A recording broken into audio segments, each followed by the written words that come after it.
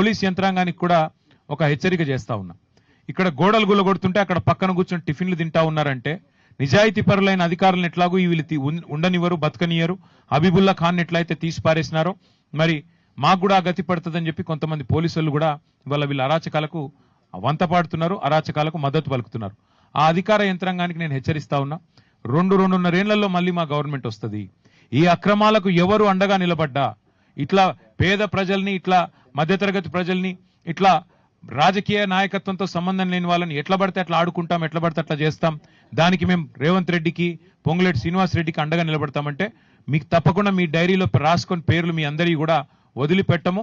ప్రతి ఒక్కరి మీద కూడా రిటైర్ అయితే కూడా విచారణ జరిపిస్తాము. మీరు నిజాయితీగా మీ డ్యూటీ చేయండి, నిజాయితీగా డ్యూటీ చేయండి, న్యాయం వైపు నిలబడండి, ధర్మం వైపు నిలబడండి, ప్రజల వైపు నిలబడండి. మేము వేరేం అడగట్లేదు.